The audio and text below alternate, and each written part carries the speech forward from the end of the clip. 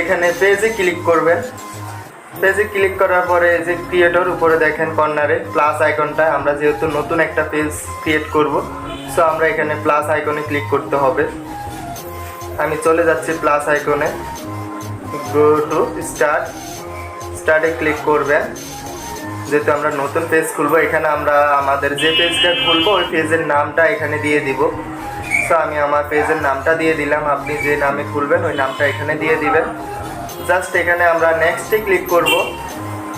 So নেক্সটে click করার পরে এখান থেকে 2-3টা অপশন আপনি সিলেক্ট করে নেবেন। সো আমি 2টা অপশন দিয়ে দিতেছি, আপনিও দিয়ে দিবেন। জাস্ট এখান থেকে 2-3টা অপশন দিয়ে দিলাম আমি।